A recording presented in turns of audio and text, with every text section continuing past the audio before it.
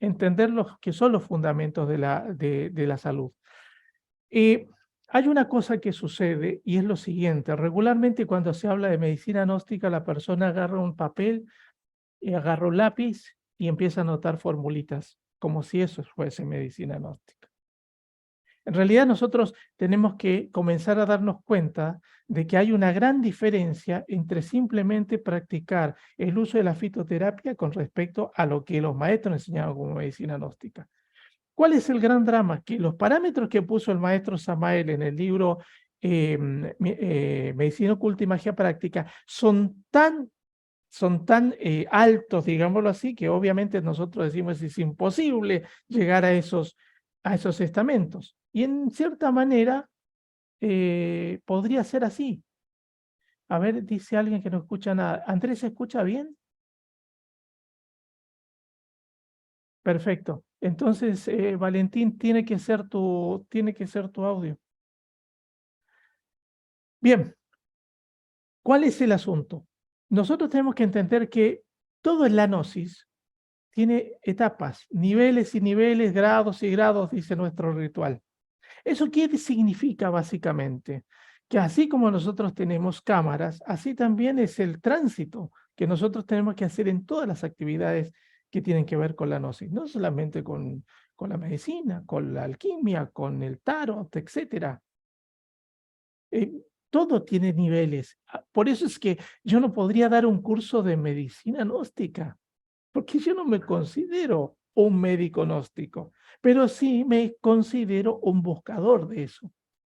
Entonces, obviamente, cuando uno está transitando, tiene la posibilidad de enseñar cosas de su propio tránsito, que es lo que estamos tratando de buscar. Ahora bien, entender los fundamentos de lo que es la salud es fundamental para entender que nosotros tenemos que conservar el cuerpo físico más allá de simplemente una cuestión biológica, porque el cuerpo no deja de ser un instrumento. Y el problema de eso es, ¿instrumento de qué?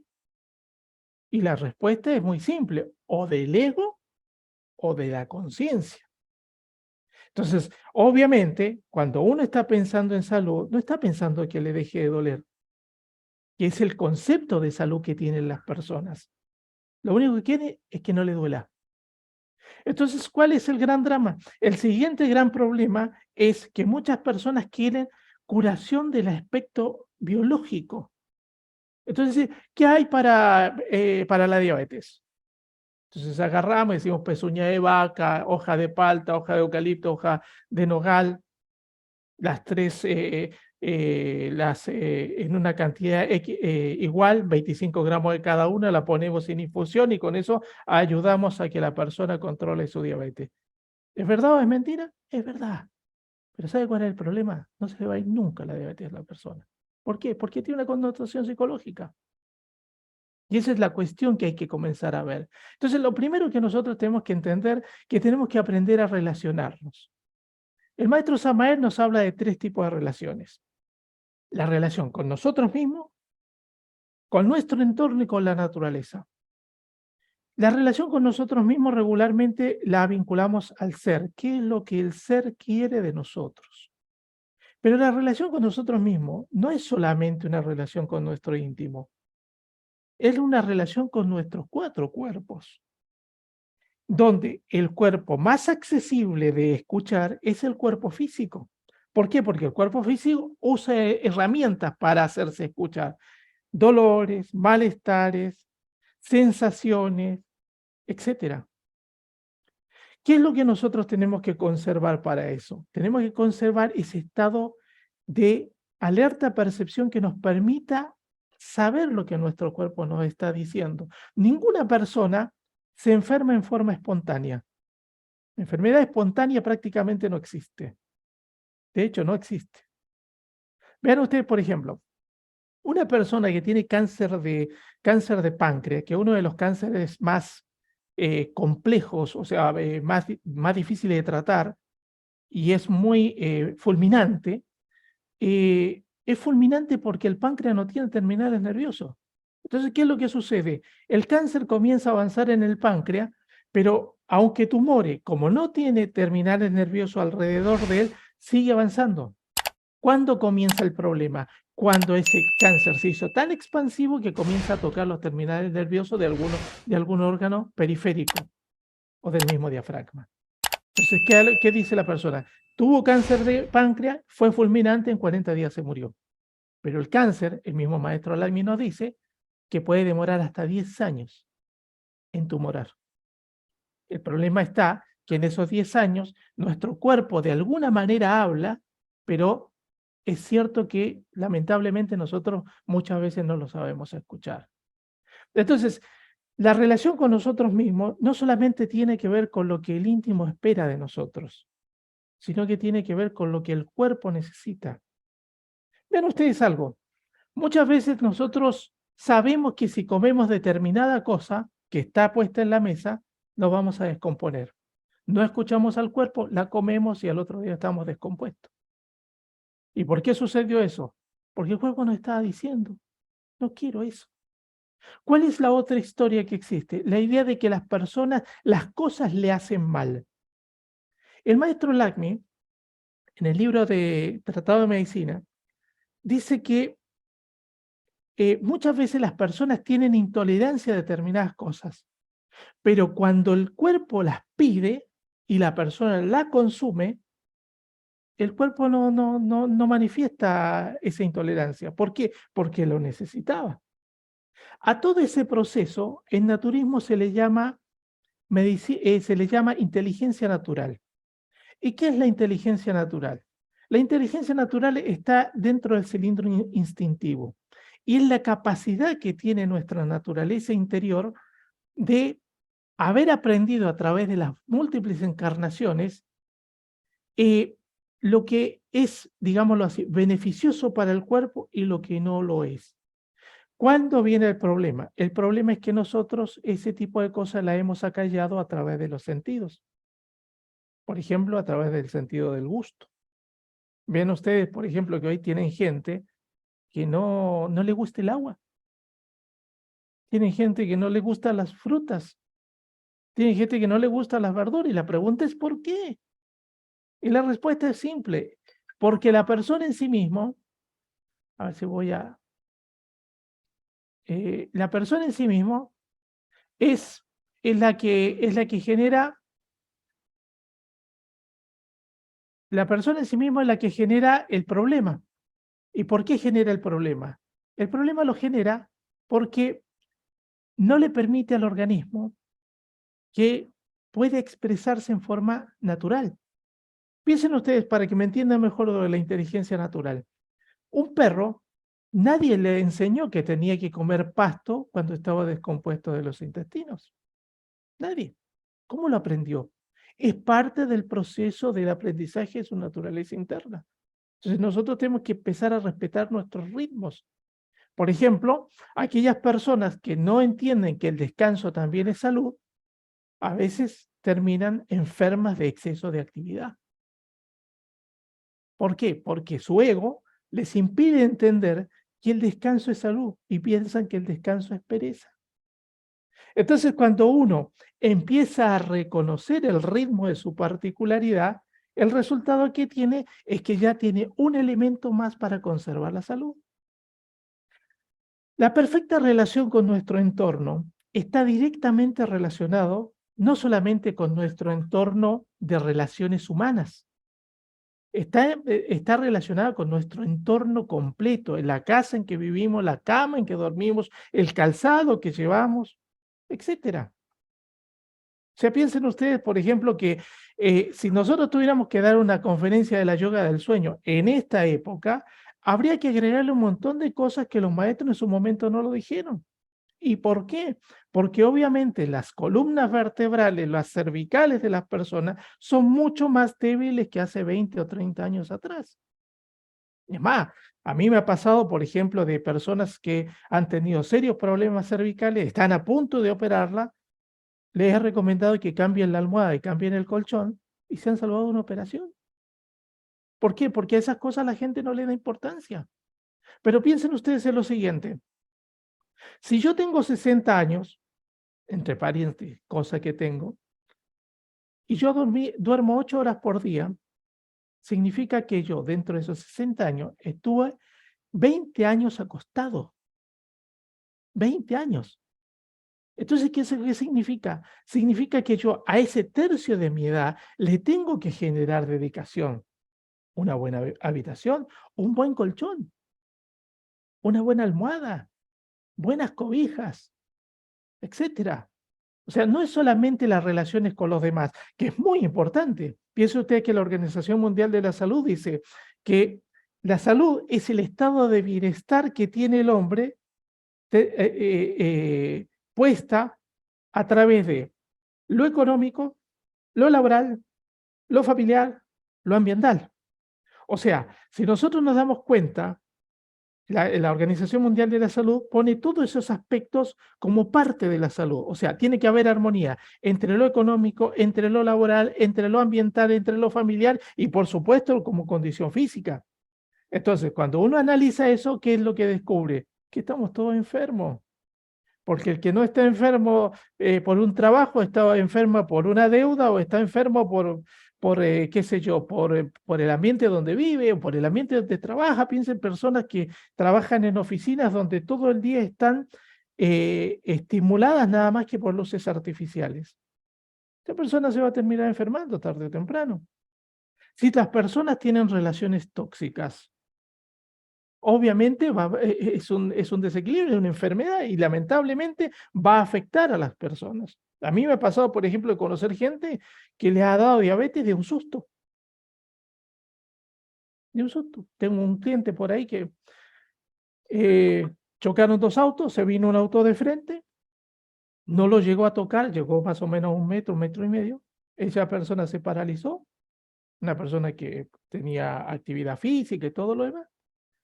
Lo atendieron, a la semana se empezó a sentir mal, empezó a ir al médico, le descubriendo que tenía diabetes y a los 6 meses era insulino dependiente, por un susto.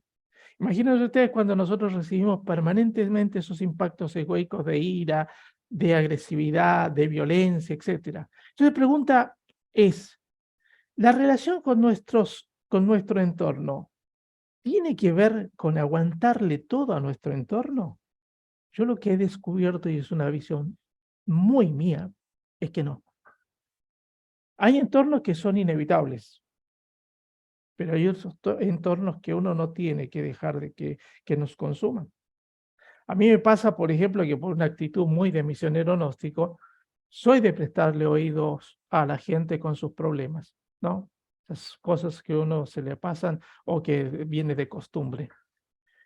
El gran drama es que yo ahora estoy dispuesto a escucharle el rollo a la persona una sola vez. Antes se la escuchaba siempre y volvía a lo mismo, y volvía a lo mismo.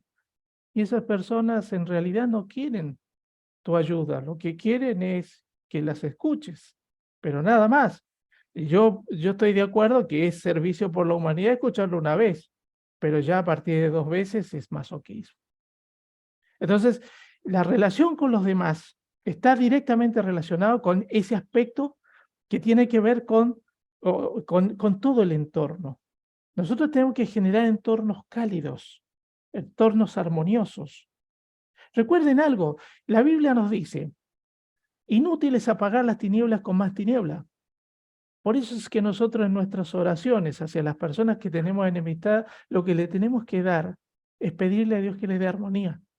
Porque la persona que regularmente hace mal es porque está mal. Entonces, pedirle a Dios que a esa persona le dé armonía significa que va a estar bien. Y nadie hace el mal por satisfacción personal. Siempre detrás hay un ego. Entonces, que nosotros hagamos que a esa persona le vaya bien en la vida, lo ayude, etcétera, es una obra de caridad. Es más, puede suceder que esa persona realmente tenga una recurrencia muy fuerte con nosotros, pero nosotros pedimos tanto de que esa persona le vaya bien que va a conseguir un trabajo lejos de nuestra vida y nos la van a sacar de nuestro entorno, de nuestra existencia. Pero nosotros tenemos que cultivar el bien. Ahora bien, la naturaleza, el entorno con la naturaleza. Muchas veces cuando hablamos de naturaleza, nos generamos una relación nada más que con las plantas, con los animales, qué sé yo, con el cielo, con la tierra, etc. La naturaleza interior es fundamental de entenderla. Nosotros necesitamos comprender nuestra naturaleza interior, porque cuando uno comprende la naturaleza interior, puede ser proveído por la naturaleza exterior. ¿Esto qué quiere decir? Quiere decir, por ejemplo, yo necesito, qué sé yo, instantes de tranquilidad. Entonces, para tener esos instantes de tranquilidad, tengo que ir a determinado lugar porque no lo tengo en este otro lugar. Y eso es estar en contacto con la naturaleza. Necesito determinado tipo de alimentación. Ese mismo hecho de estar pidiendo la alimentación me pone en contacto con las personas que me pueden ayudar o con las situaciones que me pueden ayudar para mejorar mi alimentación. De la misma forma, no darle importancia a nuestra naturaleza implica que se va generando un deterioro progresivo. Y eso es inevitable. Entonces, ¿qué es lo que sucede? Lo primero que tenemos que buscar es aprender sobre alimentación. Pero no de la alimentación solamente como nos lo puede explicar alguien que haga, que sea una dietética, ¿no? Sino verlo como nosotros dentro de la gnosis los vemos. Y nosotros lo que tenemos que tratar es polarizarnos con sattva y aprender a manejar los 4 elementos. ¿Y esto qué significa? Esto significa, primero, entender lo que son las 3 gunas. Las 3 gunas, nos dicen los maestros, que son sattva, la armonía, rayas, la acción, y tamas, la inercia. Y que todas las actividades humanas, de una u otra manera, están relacionadas con eso, con la armonía, con la acción o con la inercia. Obviamente, dentro de esos 3 aspectos, la inercia es la peor de todas, digámoslo así, es la más densa de todas. Entonces, ¿qué es lo que sucede? Cuando nosotros nos alimentamos, lo que tenemos que tratar es de generar alimentos lo más sátvico posibles, ¿no? Estar, digámoslo así, consumir, si no lo podemos hacer siempre, consumir alimentos rayásicos, pero debemos tratar de evitar los alimentos tamásicos. El maestro Samael define los alimentos tamásicos como son desabridos, casi descompuestos, malolientes, restos del día anterior. Por eso es que el maestro Lagmi enseñaba tanto que nosotros tenemos que tenemos que cocinar la comida que nos comemos en ese instante y no comer comidas recalentadas, aun cuando muchas de las comidas folclóricas que existen en los diferentes países regularmente agarran determinado, digámoslo así, sabor agradable cuando se dejan en reposo o en maceración. Pero este tipo de alimentación regularmente lo que hace es cargar mucho el intestino, cargar mucho el hígado y, por supuesto, eso lo que evita es la acción. Recuerden ustedes que los alquimistas del medioevo, cuando definían los diferentes planetas, ellos aseguraban que el hígado estaba controlado por el dios Marte, el dios de la fuerza, el dios de la guerra. Recuerden también que nosotros el calendario que usamos es un calendario de tipo europeo. Por eso la Semana Santa, entre comillas, digámoslo así, vibratoriamente, en la gnosis, nuestra Semana Santa del hemisferio sur tendría que ser en septiembre y no en marzo, ¿no? Estamos hablando de términos vibratorios, no de términos, digámoslo así, dogmáticos. Ahora bien, que era el momento en que el dios Marte, o sea, marzo, influía con su fuerza para generar, digámoslo así, toda la progenie de la primavera. Ahora bien, si el hígado es Marte, obviamente significa que cuando nosotros tenemos el hígado congestionado, lo primero que desaparece es la voluntad, es la falta empieza a aparecer la falta de energía. Yo recuerdo que en una oportunidad, en una convivencia, el maestro Lagmi decía que su maestro interno le había dicho, tienes que cuidar tu IAO. Y él decía, pero ¿cómo cuidar mi IAO si yo no tengo problemas en mi trabajo en la novena esfera? Hasta que después de muchas meditaciones descubrió que el IAO en realidad se refería al hígado, ¿no? Que tenía que cuidar el hígado. Ya vamos a tener alguna oportunidad para hablar mucho sobre la salud del hígado y la importancia esotérica de eso, ¿no? Porque no es solamente la parte física de la cuestión, sino que también la parte esotérica. Entonces, eh, nuestros alimentos tienen que tender siempre hacia arriba, o sea, tienen que ser armoniosos, agradables, ensaladas frescas, verduras frescas, verduras de estación. Recuerden ustedes, por ejemplo, que nosotros tenemos por la globalización la posibilidad, qué sé yo, de consumir dátiles de Israel, de consumir bananas de Ecuador, qué sé yo, de consumir, qué sé yo, el fruto del dragón que viene de Vietnam. Lo podemos hacer porque, digámoslo así, la globalización así lo permite. Pero tenemos que entender lo siguiente, las frutas de estación son las que regularmente tienen la mayor cantidad de energía vital. Entendiendo algo, que estas frutas de estación están también en directa relación en si nosotros las conseguimos en ambientes naturales o en ambientes totalmente procesados. Recuerden ustedes que ya la comida chatarra no está en el McDonald's, la comida chatarra está en la verdulería. Hoy en día prácticamente todo lo que consumimos es chatarra. Piensen ustedes en algo. Entre la espinaca que aparecía cuando apareció Popeye a principios del siglo XX y la espinaca que nosotros podemos consumir regularmente, hay una diferencia abismal en la cantidad de hierro. Hay espinacas que no llegan a tener el 2% de hierro que tenía las espinacas de Popeye. Así que imagínense usted el grado de, entre comillas, desnutrición que tienen nuestros alimentos y por lo tanto cuando nosotros los consumimos, obviamente creemos estar nutriéndonos íntegramente, pero no es lo que sucede. Diferente es que una persona cultive su propia espinaca, se dedique a aportarle el hierro que necesita al suelo para que la espinaca lo convierta en hierro biológico. Pero si no, nuestra posición no es simplemente de ir a buscar los vegetales a la verdulería y ahí terminó todo. No, estamos comiendo no bien, estamos comiendo menos mal, que esa es una de las cosas que aprendí del doctor Barrios allá por el año 92, cuando se consagró el Santo Grial. Él nos dio unas clases magistrales sobre medicina gnóstica y en un momento determinado él hablaba de cosas que, imagínense, en el 92 eran casi ciencia ficción, ¿no? Hoy lo vemos en todos lados, ¿no? Habla de la contaminación de la carne, de los peces, de la contaminación de las verduras, de las frutas, ¿no? Y en un momento, por ahí una hermana gnóstica le dice, doctor, ¿sí? ¿Le puedo hacer una pregunta? Sí, usted dice que esto está contaminado, esto está contaminado, esto está contaminado, etcétera. Dice, ¿qué comemos? Y el doctor Barrios la mira y le dice, mira hermana, yo lo único que le puedo decir es, trate de alimentarse lo menos mal posible. Y eso es lo que realmente nosotros tenemos que tratar de lograr.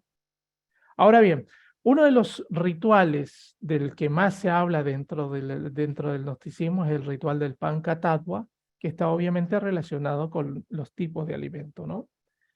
Y nosotros tenemos que entender que los misterios de la cruz van mucho más allá de lo esotérico, sino que también tienen connotaciones físicas. Vean ustedes el tipo de enfrentamiento que tiene esta cruz.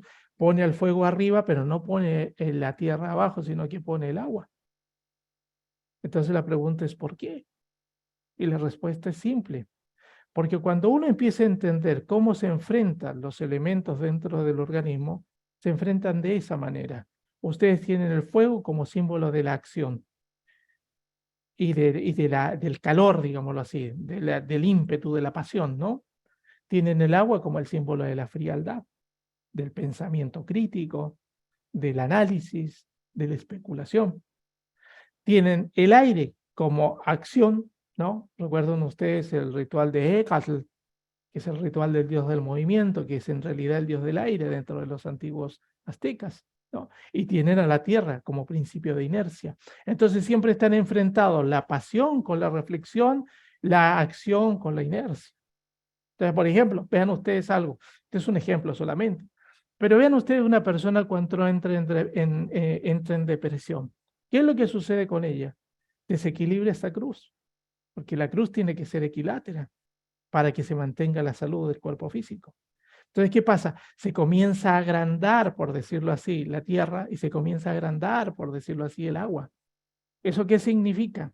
Significa que tiene mucha agua y poco fuego, y tiene mucha tierra y poco aire. En conclusión, ¿qué hace la persona deprimida? Piensa y entra en un estado de inercia. O sea, no tiene ganas de salir de la casa, se encierra, no acepta la luz solar. Vean ustedes, la mayoría de las personas depresivas se encierran en su pieza, duermen de día y a la noche están dando vueltas por ahí porque la persona puede estar durmiendo durante 24 horas. Se niegan a despertarse temprano, se niegan al aseo, se niegan al movimiento. Bueno, entonces cuando uno comienza a entender cómo opera esto, entiende, por ejemplo, que tiene que haber un perfecto equilibrio de los 4 elementos. Y para que haya equilibrio en los 4 elementos, tenemos que comenzar de muchas formas. Ya hablamos de la acción y la inercia, etcétera. O sea, ¿qué significa esto, por ejemplo? Significa cosas como que es importante que nosotros tengamos pasiones en el sentido, digámoslo así, positivo de la palabra, el espíritu de acción, ¿no? Pero también tiene que haber reflexión. Piensen ustedes que muchas veces se nos habla el ritual y nos dice dolor y reflexión, pero es dolor y reflexión, no dolor y dolor.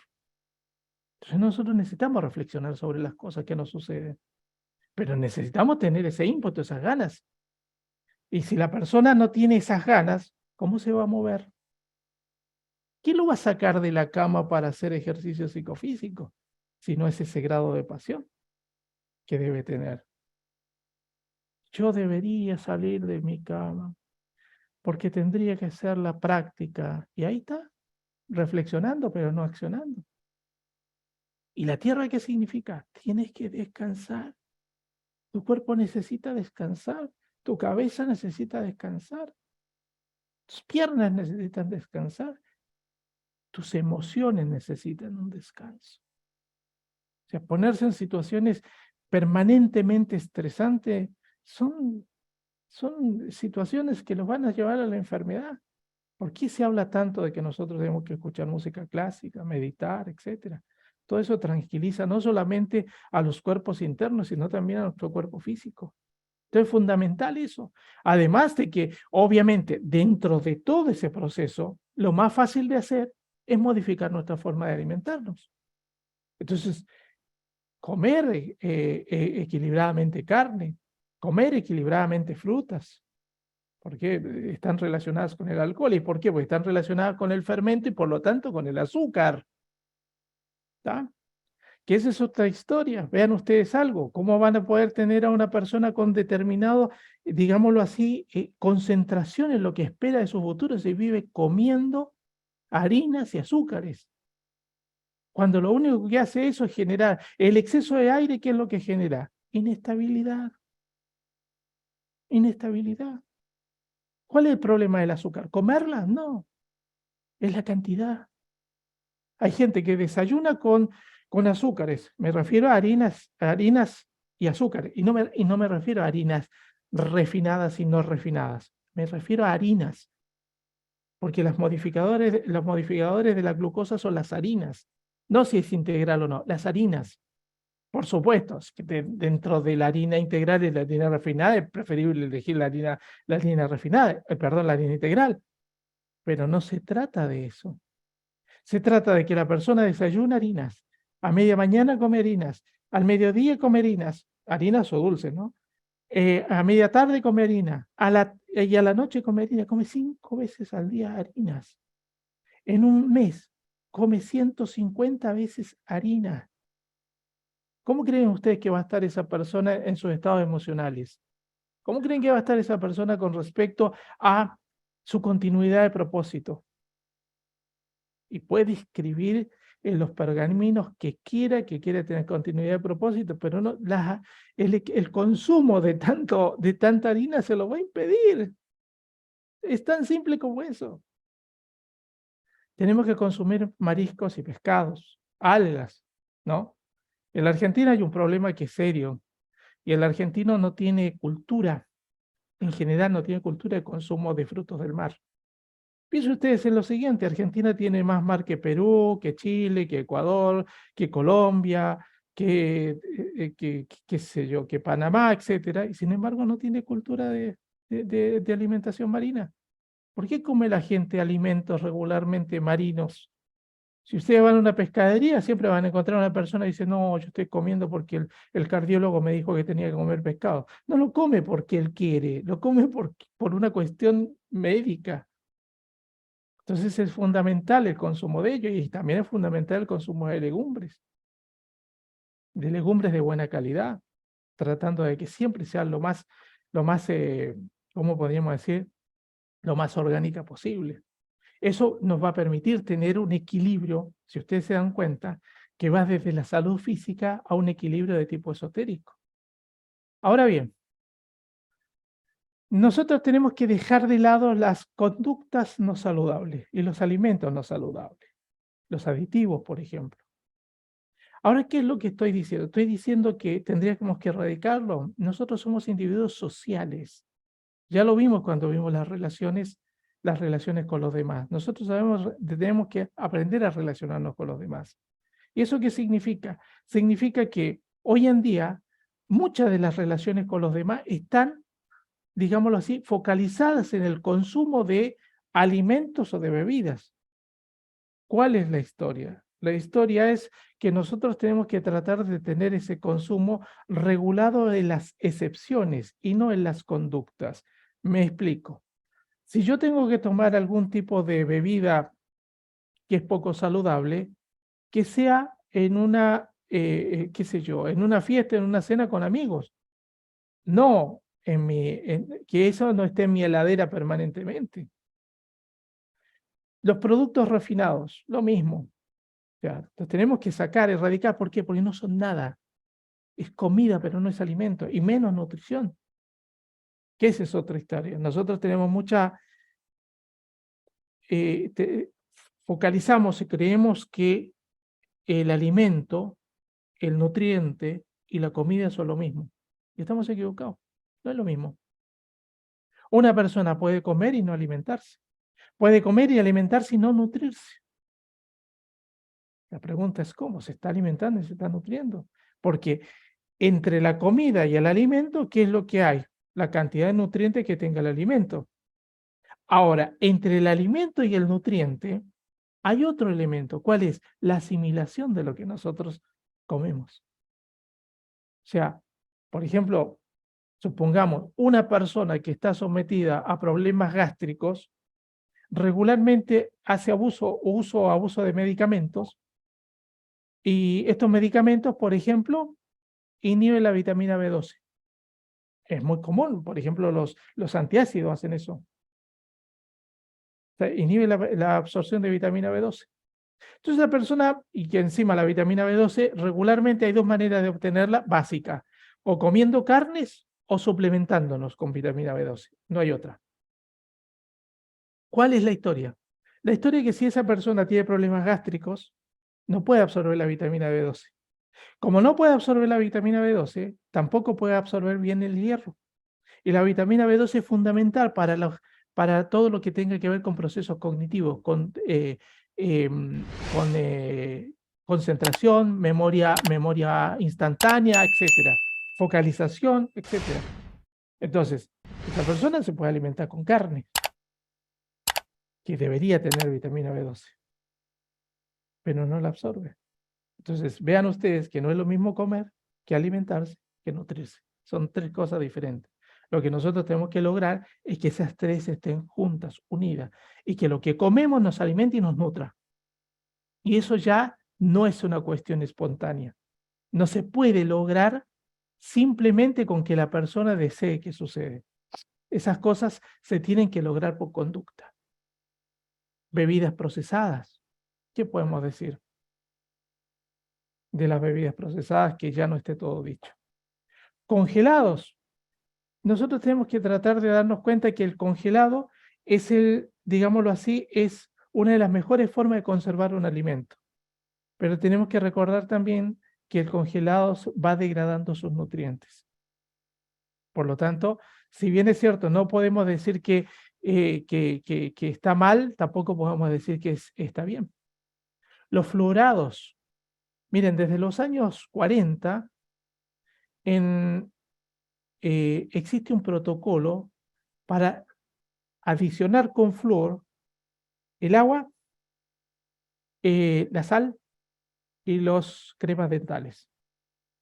Y el fluoruro o el flúor es un neurotóxico, provoca problemas de comunicación entre los neurotransmisores. Por lo tanto, hay que tratar de evitarlo. O conseguir dentífricos sin flúor, que por supuesto son más caros. Tratar de consumir mejores tipos de agua y tratar de eliminar la sal de mesa yodada y fortificada, porque de fortificado nada. Los 5 venenos blancos. ¿Cuáles son los 5 venenos blancos? Leche. No sirve para nada. No tiene ningún uso. Bueno, la sal, el azúcar refinado, las harinas y el arroz blanco. Esos son en la actualidad los 5 venenos blancos.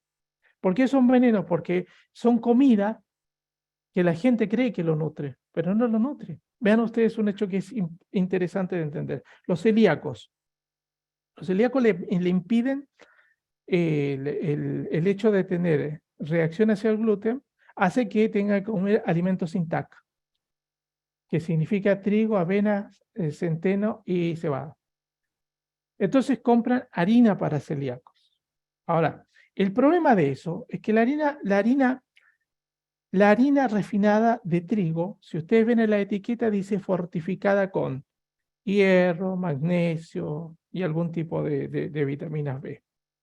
Entonces uno dice, qué buena es la empresa. No es la empresa. Hay una ley que obliga a las empresas que refinan harina a fortificarla con nutrientes. Nutrientes que ustedes pueden imaginarse, son de pésima calidad en definitiva, totalmente sintéticos, pero de última cumplen con el estándar. He aquí que no existe una ley que obliga a las empresas a fortificar la harina de arroz y la fécula de mandioca. O sea, ¿qué es eso? Nada. Y la persona lo consume y piensa, muchas personas piensan que la alimentación de celíacos o la alimentación de veganos puede ser más saludable que la alimentación común y corriente. La verdad es que están totalmente equivocados. Vayan ustedes a algún supermercado y busquen esas mayonesas que dicen veganos. Miren las etiquetas y no van a encontrar un solo elemento natural dentro de esa mayonesa. Van a encontrar aceites hidrogenados, espesantes, saborizantes, colorantes, estabilizantes, etc. Y es más, la etiquetita de abajo va a decir puede contener huevos. Ahora la pregunta concreta es, ¿qué está comiendo? Ni idea.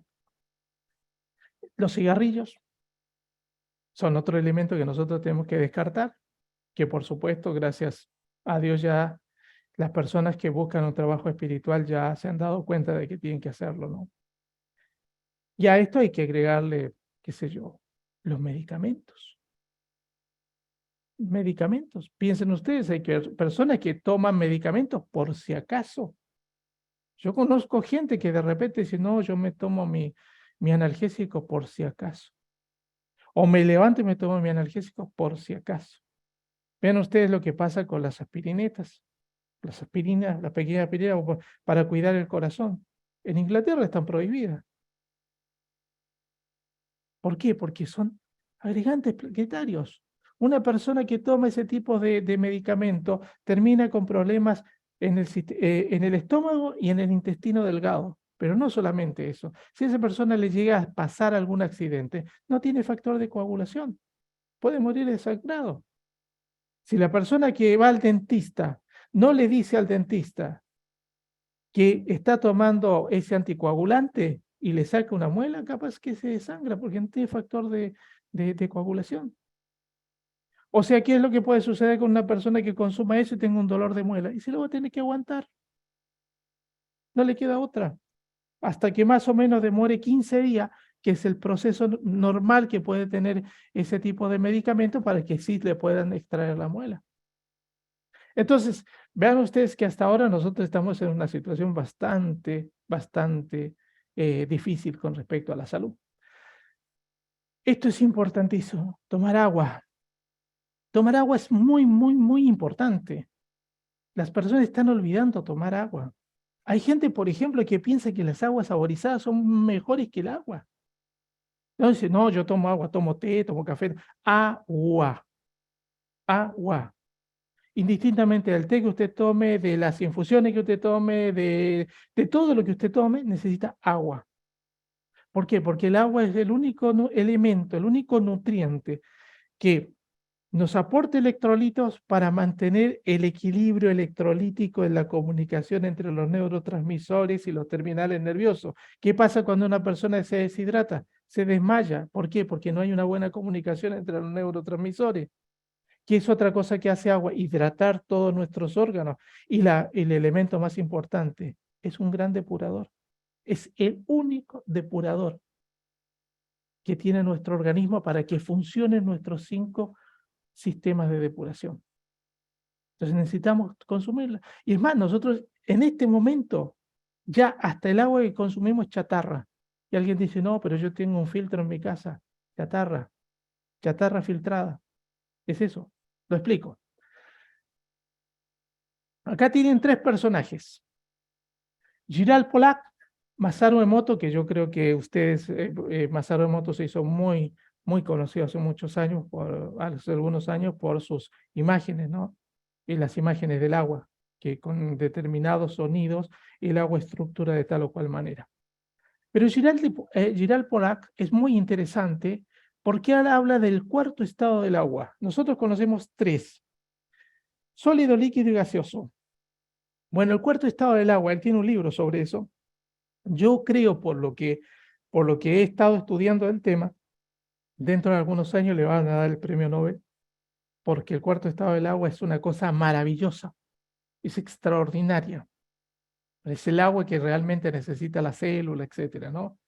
Que es una estructura perfecta, estudiada por Emoto, y que la consistencia de esa agua es la de un gel. Yo en la práctica he hecho algunos experimentos con aguas puras. Aquí considero agua pura, son aguas de manantiales, que tienen una estructura molecular absolutamente diferente a las aguas refinadas, a las aguas tratadas, a las aguas purificadas, a las aguas sometidas a ósmosis inversa, etc. Y llega un instante, porque es un instante a partir de los 4 grados hacia abajo, donde llega un momento en que tiene una consistencia gelatinosa. Es muy interesante, si ustedes consiguen agua que sea pura de manantial, pueden hacer el experimento, lo ponen en un freezer y van viendo cómo se va enfriando. Lo pueden hacer con un termómetro, ¿no? O si no, simplemente la ponen en una botella y la van tocando. Y llega un instante en que van a sentir como que es una esponja. Bueno, ese es uno de los grandes experimentos que enseña Giral de Polak en su libro sobre la 4ª fase del agua, como lo llama él. ¿Y qué tiene esto que ver con todo esto? El tercer personaje que vemos es el doctor Batman Hellig. Batman Hellig fue el médico personal del Shah de Irán. Y él escribió un libro que se llama Tu cuerpo grita por agua, o Tu cuerpo grita por agua. Sí, el término así, Tu cuerpo grita por agua. ¿Y en qué consiste?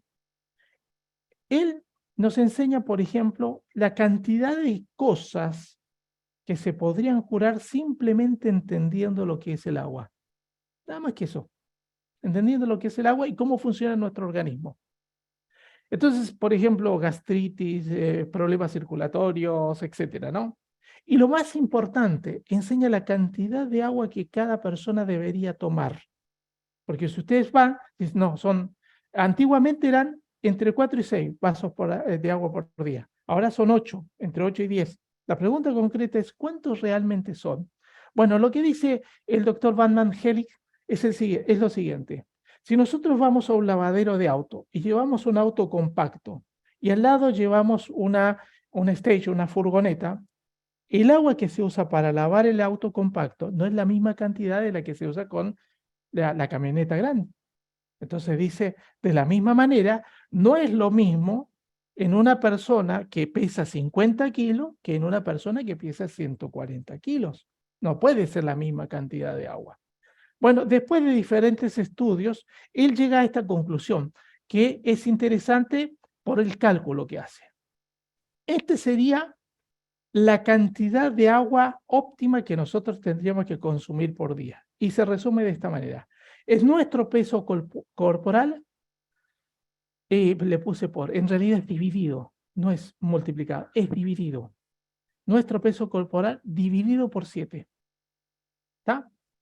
Esto tiene que ver en kilos. Si fuera en libras sería dividido por 16. Pero en kilos es por 7, dividido por 7. Nos da la cantidad de vasos de agua de 250 centímetros cúbicos que tenemos que consumir. ¿Esto qué significa? Si nosotros pesamos 70 kilos, dividido por 7 son 10. Por lo tanto, son 10 vasos de agua de 250 mililitros. Conclusión, son 2,5 litros. Si una persona pesa 84 kilos, son 12. 12 vasos de agua por 250 son 3 litros de agua, y así sucesivamente. Por lo tanto, un hiperobeso de 140 kilos tendría que estar consumiendo por lo menos 5 litros de agua por día. ¿Y por qué necesita agua? Es agua. Porque volvemos a insistir, es el único elemento que purifica el organismo, básicamente. Después vemos la cuestión terapéutica, una de las cosas interesantísimas, que es lo que hace la gente comúnmente con la retención de líquido. Es una tontería que lo que hace, pero mucha gente lo hace. Empieza a tomar diuréticos por un lado y por el otro lado impide el consumo de agua. O sea, piensa que si consume poca agua y además obliga al organismo a orinar más, se va a sacar la retención de líquido. Su lógica es correcta, de acuerdo a su lógica, pero el cuerpo funciona de otra manera. El cuerpo funciona por un estímulo primario. El estímulo primario del cuerpo es el siguiente. Yo ahorro si tengo falta. Yo no ahorro cuando no tengo falta. Véalo de esta manera. Es como si ustedes en un momento determinado tienen un trabajo y tienen una vida estable de acuerdo a la economía que el trabajo les da. Y se quedan sin trabajo. ¿Qué es lo primero que hacen? Empiezan a ahorrar. Cortan cosas. Sacan cosas. No vamos a pagar esto, dejamos pagar lo otro, dejamos la salida, dejamos esto, dejamos lo otro, etc. ¿Por qué? Porque hay que ahorrar. Ahora, si ustedes al organismo le dicen que no le van a dar agua, ¿el organismo qué hace? Empieza a ahorrar, a acumular. ¿Y dónde la acumula? La acumula en la zona inferior del cuerpo, ¿no? Y luego empezamos a tener la retención de líquido en los tobillos y todo lo que ello implica, ¿no? Problemas coronarios, problemas circulatorios, problemas renales, problemas circulatorios de retorno venoso de las piernas, etc. Y pues de ahí otra serie de problemas, porque regularmente nosotros consumimos cosas, por ejemplo, el calcio que podemos consumir en forma de carbonato se transforma en un oxalato y eso trae como consecuencia cosas como cálculo en los riñones o problemas en los tobillos, como espolones, problemas de artritis y artrosis en las rodillas, etcétera, ¿no? ¿Y cómo comenzó todo eso? Tal vez por no tomar agua. O sea, si ustedes se dan cuenta, por un lado es muy interesante darnos cuenta de que pequeños cambios y pequeñas formas que tenemos en nuestro organismo de sacar podrían llevarnos a tener esa salud integral, ¿no? Hacer ejercicio. Nosotros necesitamos hacer ejercicio. Este es un texto que lo saqué en Acuario Nuevo Éxodo del maestro Lakshmi, ¿no? Que dice que es necesario aprender la ciencia pránica, ¿no? Es necesario mantener un cuerpo aseado, limpio, aprovechar para esto el agua pura, el ejercicio al aire libre, es necesario oír diariamente conciertos de música clásica, es necesario cultivar en nosotros la alegría y la paz interior. En realidad, esto define perfectamente lo que es la salud. Y el trabajo psicológico. Esa es una parte muy, muy interesante. Si ven ustedes lo que dice, no olviden que las enfermedades se originan por el desequilibrio de nuestros comportamientos emocionales, mentales, psicológicos y por el desequilibrio del sistema de vida que nosotros llevamos. Eso dice el maestro Lakshmi. ¿Qué dice el maestro Samael? Dice, de nada sirve sirven los científicos con toda su ciencia para curar. Si ellos curan, el paciente vuelve a enfermar. Es claro que el ego mete el veneno de sus morbosidades y podredumbres dentro de los organismos y los destruye. He aquí el origen de las enfermedades. La gente quiere una panacea para curarse, pero en tanto tengan el ego vivo, vivirán enfermos. Lo explico de esta manera. Ven ustedes, por ejemplo, el caso del hipotiroidismo. Empieza a fallar la glándula tiroides. ¿Cuáles son las patologías, los síntomas de una persona que tiene problemas de la glándula tiroides? Se le comienza a caer el pelo, tiene resequedad de la piel, comienza a tener problemas digestivos y comienza a tener desequilibrios emocionales fuertes, iras casi incontrolables, amarguras profundas, estados, picos de depresión sin ningún fundamento. Y esas son las características más básicas del hipotiroidismo. Ahora piensen ustedes en algo. ¿Qué es lo que vemos ahí? Depresión, ira, miedo, angustia, etc. Y detrás de todo eso, ¿qué hay? Un ego. Ahora la pregunta concreta es, ¿ustedes creen que al ego le interesa que nosotros nos curemos de la glándula tiroides? Ahora, por el otro lado, ¿ustedes creen que una persona se va a curar, entre comillas, de su glándula tiroides mientras a esos egos le convenga tener la glándula tiroides enferma?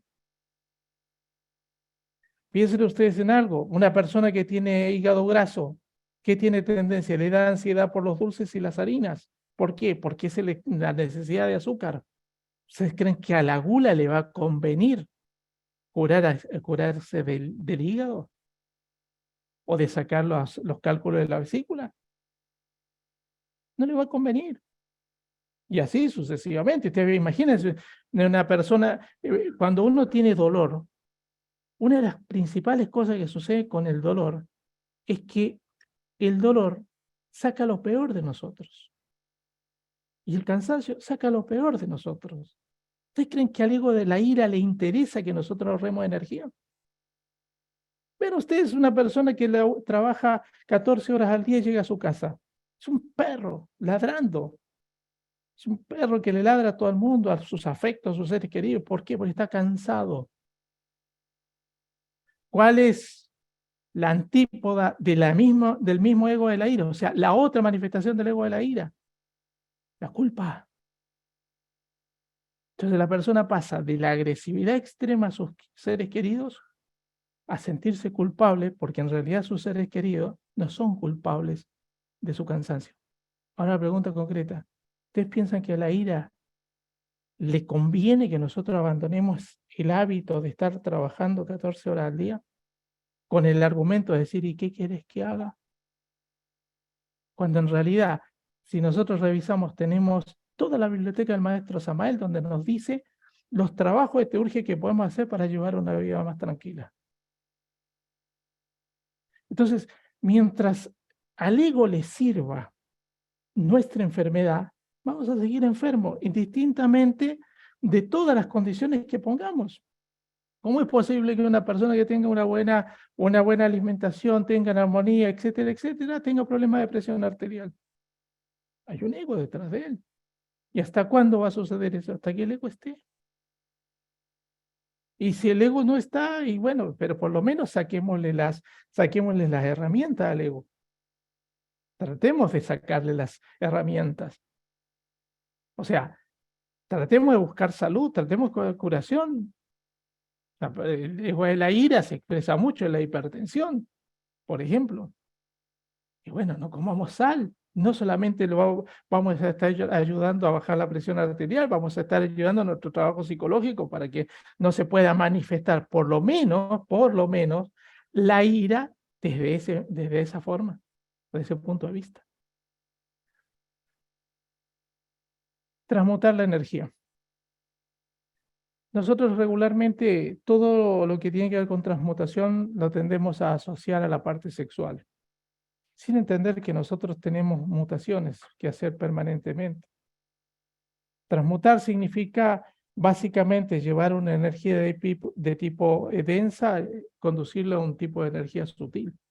Obviamente, el extremos, el magnus de eso es la transmutación sexual.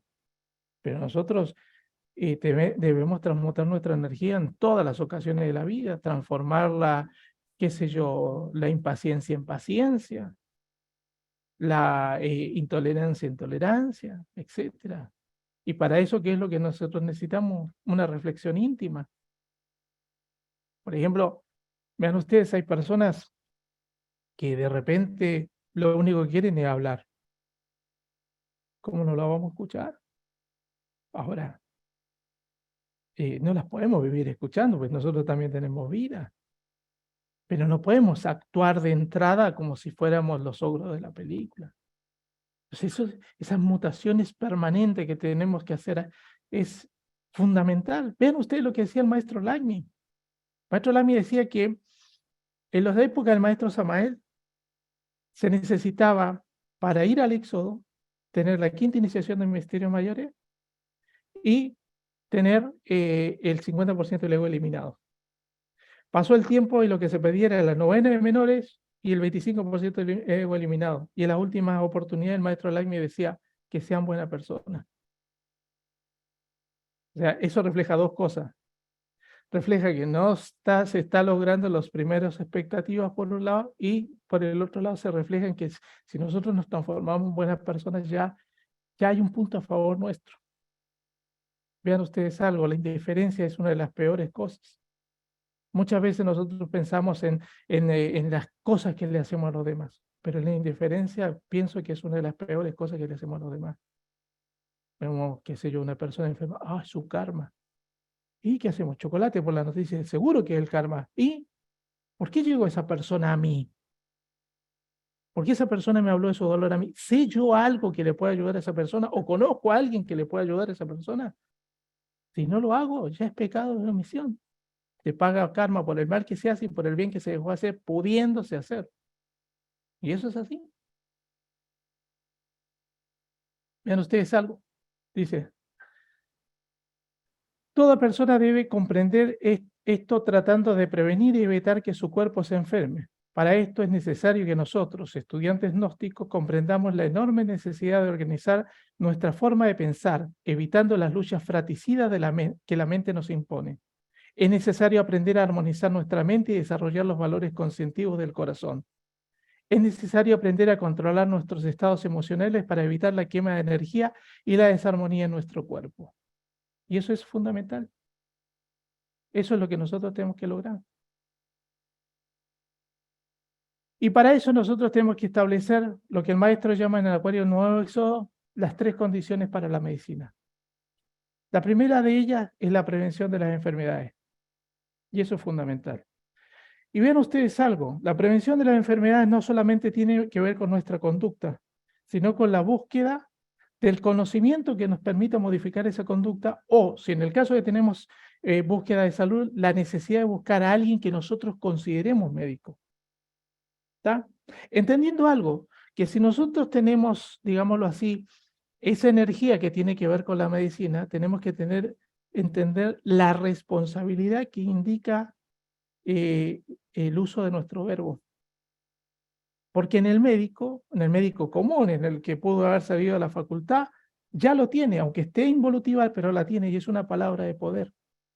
Si el médico dice, te vas a morir, lo más probable es que si la persona no tiene un estado conscientivo, se termine muriendo, no porque se tenía que morir, sino porque lo dijo el médico. Entonces nosotros necesitamos tener una estrecha relación entre nuestra necesidad de tener salud, el vínculo que nos permita tener esa salud, que lo podemos llamar médico si queremos, y por supuesto en la medicina que nos puede otorgar esa salud. Ese es el primer paso, dice el maestro Samael, el maestro Lagmi, perdón, como condición para la medicina de la nueva era. El segundo, que nuestra mente esté positiva tratando de ayudar y canalizar a la curación. Hoy la neurociencia nos dice que la mente no vive ni en pasado ni en futuro, vive en presente. Y que cuando nosotros decimos me va a ir mal, la mente entiende me está yendo mal. Y cuando nosotros decimos me fue mal, la mente entiende me está yendo mal. Entonces, obviamente, nosotros tenemos que aprender a manejar la magia del verbo, pero de una manera cotidiana. Yo voy a contar una experiencia personal. Yo cuando tenía 28 años, en un momento determinado me descubrí quejándome. Miren ustedes que hay instantes en que uno dice, ta, me estoy quejando. Me descubrí quejándome. Esas cosas que uno se enfrenta es como si estuviera en el medio del campo de fútbol y a la vez fuera el espectador. Y me acuerdo que fui al baño, me pegó muy fuerte eso, ¿no? Porque yo hablaba mucho sobre la queja. Y digo, tenés 28 años y te quejas como si fueras alguien que tiene toda su vida derrotada. ¿Qué va a pasar cuando tengas 60? Vas a ser un viejo quejoso, molesto. ¿Quién te va a querer recibir? ¿Quién va a querer estar al lado tuyo? ¿Quién quiere estar al lado de un quejoso? Nadie. Y me acuerdo que lo único que hice fue comprometerme a no quejarme, a no quejarme. Y la verdad me pasó cosas como para quejarme, pero no me quejo. ¿Por qué? Porque descubrí que la queja es una pérdida absurda de energía. Eso por el lado de la queja. Ahora, cuando uno no se queja, pasan muchas cosas lindas, muchas cosas lindas. Entonces, es un buen método no quejarse. Primero empieza siendo una cuestión mecánica del cuerpo, digámoslo así, del hábito de hablar. Pero con el tiempo se va transformando en un hábito que va mucho más allá y desaparece la queja como que uno no la conociera. Y tercero, estar dispuesto a recibir el veredicto de la ley y hacer la voluntad del Padre. Hay una cuestión que tenemos nosotros como sociedad y es la idea de el temor a la muerte, ¿no? Entonces, vean ustedes, muchas personas dentro de la gnosis dicen, yo no le tengo miedo a la muerte por el éxodo, pero en el fondo lo que quiere es irse al éxodo con el carne y hueso, en carne y hueso. Piensen ustedes en algo, ¿para qué quieren en el éxodo un hipertenso, un diabético, una persona que le faltan los dientes, una persona que, qué sé yo, que renguea, una persona que no esté que generar tantas caminatas? Es interesante no dejarse morir, pero tampoco temerle la muerte porque es algo inevitable. Lo que sí hay que tener en cuenta que tenemos que tener una conducta tal que nos permita que nuestras piernas nos desplacen hasta el último momento de nuestra existencia. Y eso se logra con salud. Y dicho esto, esta es la parte que tiene que ver con la introducción a la medicina gnóstica. Y esta parte va a quedar grabada. Ya les voy a mandar el link del video. Ya hice un canal que va a tenerla. Así las pueden ir revisando cada tanto. Y si, bueno, si les sirve de algo, ¿no? Eh, vamos a, vamos a poder decir que hemos hecho un esfuercito más para que el conocimiento fluya, ¿no? Bueno, yo había prometido enseñarles esto, hacer vinos medicinales. Les digo algo, hacer remedios gnósticos no es nada del otro mundo, es muy fácil. Lo único que se necesita es predisposición, se necesita mística y se necesita la capacidad de querer hacer las cosas. Y esto yo no lo estoy enseñando para que ustedes comercialicen en esto, sino para que los tengan en su casa y no tengan que depender de alguien para hacerlo. Miren, mis dos hijos son médicos. Uno es cardiólogo, el otro es cirujano plástico, experto en reconstrucción craneofacial infantil. Si ustedes son de Argentina, mi hijo mayor es cirujano en el Garrahan, que es el mayor hospital pediátrico de Latinoamérica en realidad, ¿no? Y una cosa que era interesante, cuando ellos entraron a la carrera, tenían que llenar una ficha, ¿no? Y en un momento determinado viene uno de mis hijos y me dice, pa, nos jorobaste la vida. Y le digo, ¿por qué, hijo? Me pidieron que pusiera el nombre de mi pediatra. Y yo nunca tuve pediatra. Pediatra fuiste vos, me dice. Y era cierto, porque yo en realidad no soy un loco de pensar que todo lo puedo hacer. Pero imagínense ustedes, si tienen un chico que les levantó fiebre a las 12 de la noche en invierno, ¿para qué lo van a sacar y lo van a llevar al hospital? Para que el médico le diga, te debe estar incubando algo, vamos a tenerlo en observación, lléveselo a su casa, lo tengo en observación y listo, ¿no? Y si puedo ir manejando la situación, mucho mejor. Pero hay un hecho que es interesante. En casa nosotros siempre tuvimos tinturas madres, siempre tuvimos vinos medicinales y así nos curábamos, así teníamos, íbamos haciendo yo vivía haciendo ese tipo de cosas, todavía tengo botellas donde voy haciendo preparados y voy haciendo ese tipo de cosas para mi propia salud. Y eso para mí es fundamental. Y obviamente con mis hijos hice exactamente lo mismo, ¿no? Entonces, ¿qué es lo que quiero transmitir? La necesidad de que cada uno de nosotros, en la medida que podamos, comencemos a hacer ese tipo de cosas. ¿Pero para qué? No por una cuestión comercial. Si quiere hacerlo, hágalo, pero no es esa la idea. La idea es ser libres, no depender no tener que comprar algo. Hay cosas que hay que comprarlas y son inevitables, pero hay otras que si nosotros le pusiéramos un poquitito de voluntad no necesitamos hacerlo. Y pienso que si una persona teniendo el conocimiento no lo hace, está pecando de omisión. O sea, ¿por qué no lo hace? Si es fácil. Bueno, lo primero que hay que hacer es entender esto. Yo lo mostraba en el video inicial, ¿no? Los primeros vinos medicinales fueron encontrados en el año 1350 a.C., en una tumba del dios Aurus, Escorpión I, ¿no? Y ya ahí se encontró residuos de vino junto con extractos de hierba de melisa, cilantro, menta, salvia y resina de pino. Así que imagínense de la época que estamos hablando con respecto a los vinos medicinales. Es una técnica arcaica. ¿Y en qué consiste básicamente? En extraer los principios activos de una planta y ponerlo en un medio donde se pueden conservar. Eso es básicamente, ¿no? En este mismo sistema, aunque la próxima oportunidad que hablemos vamos a verlo, la misma idea circula con las tinturas madres. Es lo mismo, es tomar un principio activo y pasarlo a la tintura o a un medio, en este caso acuoso, ¿no? Entonces, ¿cómo se hace esto? Primero, hay que seleccionar las hierbas. Obviamente, nosotros tenemos que entender esa frase del maestro Lacme que dice: apunta lo ideal y hace lo posible. ¿Cuál sería lo ideal? Lo ideal de la selección de hierba sería que nosotros pudiésemos cultivar la hierba, que pudiésemos pudiésemos bendecirla, conectarnos con el elemental, sacar la cantidad de hierba que necesitamos para elaborar el principio activo. Ese es el ideal. Lo posible es, y bueno, vamos a una herboristería y la compramos. Muchas veces nosotros, por fascinarnos con el ideal, nos olvidamos de lo posible. Y eso es lo que no tiene que suceder. Entonces, seleccionamos la hierba. Lo ideal es que la hierba la podamos secar. ¿Por qué secar? Porque lo que estamos haciendo al secarla es sacándole nada más que el agua.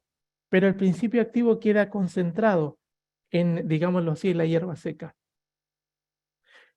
Luego de eso, nosotros tenemos que hacer una selección del vino.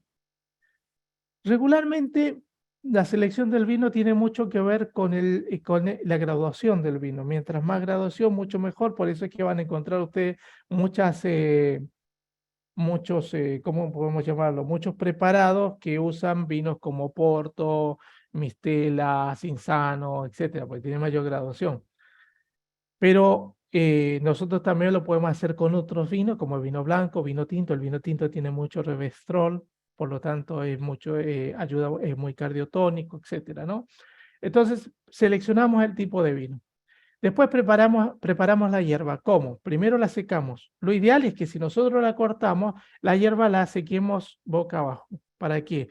Para que por gravedad los principios activos caigan, ¿no? Si ustedes lo ponen boca arriba, el principio activo cae, pero queda en la parte del tronco de donde lo cortamos. Acá quedan todo, digámoslo así, el follaje. Y después de que la tenemos seca, lo ideal es triturarla lo más posible. Una de las formas más simples de hacerlo es tomar la hierba, se consigue en un mortero, toman la hierba y le pegan un golpe de calor en el horno. Digo un golpe de calor, o sea, la hierba no tiene ni que quemarse ni nada, lo único que va a quedar es crujiente. ¿Por qué? Porque le vamos a sacar el último residuo de agua. Es más, si ustedes le dan el golpe de calor y la dejan un rato, la hierba va a volver a tener esa turgencia. ¿Por qué? Porque la hierba no deja de ser higroscópica, agarra la humedad ambiente. Entonces, hacemos el golpe de calor y comenzamos a triturarla inmediatamente. Una vez triturada, la metemos en un frasco, ojalá de vidrio, eh, y le ponemos, juntamos la hierba, si tenemos que hacer una combinación, y le ponemos el vino, ¿no? Ahora bien, lo almacenamos en un lugar, ¿cómo les puedo decir? Seco, sin tapa. Lo ideal son esos frascos. Yo, en la época en que hacía más, que era cuando estaban mis hijos, usaba las antiguas botellas de color caramelo, que venían los aceites de 1,5 litros, ¿no? Pero traten de que sea de boca más o menos ancha. Y si tienen que hacerlo en frascos, digámoslo así, de mayonesa y ese tipo de cosas, que lo podamos revestir y que no le dé la luz. Pero es muy importante, la luz tiende a degradar los principios activos. Y lo dejamos ahí macerando. ¿Cuánto tiempo? Y depende depende de la práctica, pero regularmente son 5 días, el máximo son 12 días. 12, 13 días, ese es el máximo. A menos que sea una preparación específica que indique 20, indique 30, que son regularmente los vinos que se entierran, regularmente tienen más tiempo, ¿no? Pero si no, más o menos son 12 días. ¿Por qué? Porque llega un instante que el principio activo pasa al vino y ya el resto del tiempo no va a pasar más nada porque ya pasó el principio activo. Luego de eso hay que filtrarlo, ¿no? Después digamos, del almacenamiento de esos 12 días. Hay que filtrarlo. El mejor tipo de filtro es el filtro de café, el filtro de café en granos. Ustedes lo ponen en el filtro y lo dejan filtrando. Lo ideal, no lo apresuren, dejen que la gravedad caiga. Dejen que caiga por gravedad, hasta que solo va a quedar seca la hierba, que en realidad lo único que va a hacer es fibra, y les va a quedar el vino del otro lado. Y a partir después del filtrado, lo embotellan y lo pueden consumir. Es tan fácil como se los expliqué. No tiene ninguna otra historia. Bueno, acá tienen el tónico para la memoria, que aparece en el libro Tratado de Medicina Natural del maestro Lagni. Vean ustedes, 3 litros de vino, hojas de romero fresca, 14 cucharadas. O sea, agarramos la hojita, la sacamos, 14 cucharadas. Acá en este caso, vean ustedes que la maceración se hace sobre romero fresco, no sobre hierba seca. Nuez moscada, las pepitas partidas, trituradas. Se recomienda cuando se toman las especies, nuez, clavo de olor, canela, etcétera, que no sean trituradas porque regularmente están mezcladas con algunas otras especies más baratas o que no tienen la misma consistencia. Entonces, si ustedes quieren hacer algo con nuez moscada, compra la pepita de nuez, la machacan y la hacen. No es moscada molida. Lo mismo pasa con la canela. No canela molida, sino ya la canela en rama, y nos tomamos el trabajo de hacer todo el proceso para molerla, ¿no? Y después una manzana rallada, que también es húmeda, maní molido, 9 cucharadas, uva morada, 1 kilo de jugo de uva morada. Yo me imagino que es por la cantidad de taninos que tiene la uva morada, ¿no? Que son muy buenos para el sistema digestivo. Revolver todo, dejar en maceración por 5 días y se toman 3 copitas diarias. Ahora la pregunta que queda, la pregunta del millón. ¿Por qué esto sirve para la memoria? Y es una cuestión muy simple. El ego, con nuestro estado psicológico, vampiriza mucho nuestro cerebro en forma biológica. Se saca mucha energía del cerebro. Por ejemplo, cuando una persona cae en un estado de, qué sé yo, de lo que comúnmente se llama magia negra, una de las primeras cosas que uno tiene que hacer, además de enseñarle el trabajo que tiene que hacer, yo digo enseñar porque en realidad yo en la práctica no hago cosas que no tengan que ver con mi familia directa. No lo hago, pero sí le enseño a la persona. Y después mandarla a consumir de grandes cantidades de nutrientes para su cerebro, porque se desvitaliza mucho el cerebro. Pierde mucha energía vital el cerebro. Y creo que este tónico es ideal para eso. Y por último, a ver si lo tengo acá. Sí, lo tengo acá. Ah, no. Se me fue. Bueno, sí, se fue. A ver si lo tengo por acá.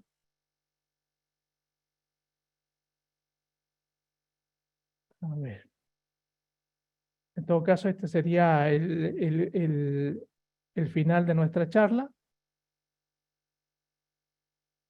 Y a ver si lo tengo. Acá está. Este sería el 12 de junio. Estaríamos dando esta charla y le estaría enseñando a hacer tinturas madre. Por supuesto, pueden seguir invitando a las personas. Ya esta inscripción, este registro que hicieron les sirve para todas las charlas y pueden invitar a la gente que ustedes quieran, que ustedes estimen conveniente. Lo único que tiene que estar registrada. Ante la pregunta, ¿por qué el registro? Y básicamente, si ustedes se dan cuenta, una de las cosas que pregunto es si la persona estuvo o no estuvo en segunda cámara. Porque muchas de las cosas que dije, si no hay una preparación anterior de primera cámara, quedan muy en el aire y perderíamos mucho tiempo explicando algo que cualquier persona en una primera cámara puede aprender. Dicho esto, muchas gracias por su asistencia. Ahora yo voy a abrir los micrófonos y si alguien quiere hacer una pregunta o tiene alguna duda, la parte de la charla va a quedar toda grabada y la vamos a poner en el canal. Ya les voy a enviar el link del canal.